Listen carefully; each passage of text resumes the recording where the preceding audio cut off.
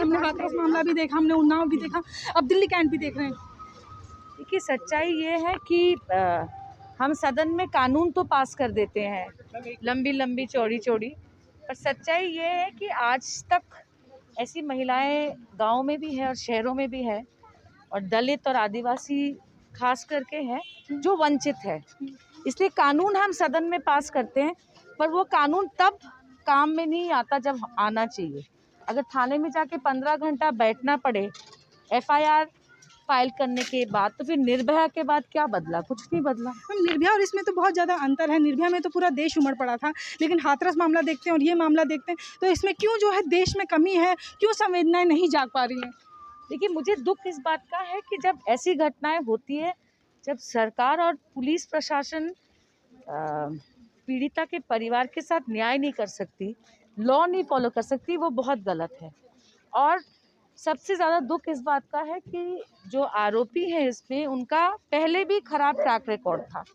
अगर तभी कदम उठाया होता तो आज ऐसा नहीं होता। और आप इस देश की कोई भी आंकड़े देख लीजिए, मैं किसी एक सरकार के खिलाफ या किसी के पक्ष में नहीं बोल रही, क्योंकि मैं कांग्रेस पार्टी से हूँ, बट फैक्ट इज दलित और आदिवासियों का, महिलाओं का जो आंकड़े दिखाती हैं कि उन पर बार बार और ज़्यादा अत्याचार होता है, यही सच्चाई है।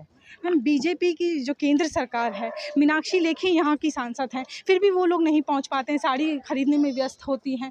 क्या है कि मतलब वो लोग ऐसी घटनाओं पर भी नहीं पहुँच पा रही हैं? देखिए, भारतीय जनता पार्टी के जो महिला नेतागण हैं, ये बहुत ही दुर्भाग्यजनक घटना है कि वो कभी भी किसी भी मामले में आगे नहीं आते, ना पीड़िता के परिवार से मिलना आते, बल्कि वो दिल्ली हाट में शॉपिंग करते हैं। मेरा ये मानना है कि ये सत्ता का अहंकार है। जो विपक्ष में थे तो वो आलू प्याज के दाम पे भी आंदोलन करते थे और महिला उत्पीड़न पे भी, पर आज वो चुप है क्योंकि वो प्रधानमंत्री की गुलामी कर रहे हैं, देश की सेवा नहीं कर रहे। मैम, राहुल गांधी कहते हैं कि जो ये बच्ची है वो देश की बेटी नहीं थी, क्योंकि वो दलित की बेटी थी। क्या है कि दलित की बेटी से दलित की बेटी रह जाती है, देश की बेटी नहीं बन पाती? देखिए, इस देश में अभी भी मेरा मानना है बहुत तरह की डिस्क्रिमिनेशन है, और एक कास्ट के बेसिस पे है, चाहे हम ये माने या ना माने। और इसको अंत करने के लिए पूरे देश को जुटना पड़ेगा। सिर्फ पॉलिटिशियंस अकेले ये नहीं कर सकते।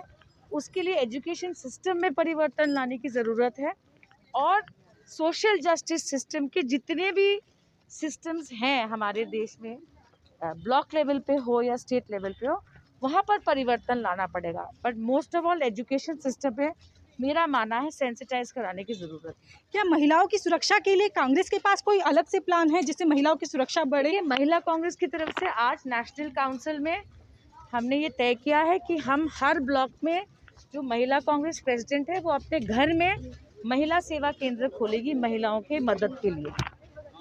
मैम, क्या कारण है कि इतना टाइम लग गया है कि आपको भी यहाँ पहुँचने में?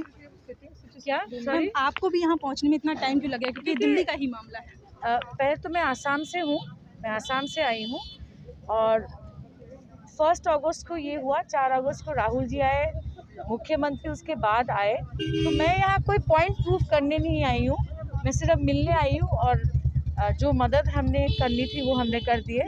इसे मेरे हिसाब से मेरा कर्तव्य है सवाल टाइमिंग का नहीं है। आपकी बात हुई पीड़ित परिवार से? क्या बात हुई आपकी?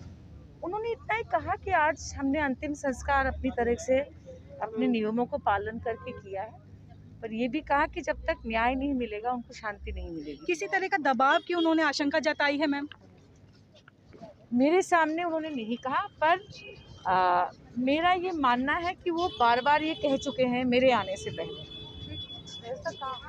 हमारे साथ कांग्रेस की राष्ट्रीय अध्यक्ष थी और उन्होंने हमें सारी बातें बताई, सारे मुद्दे बताए।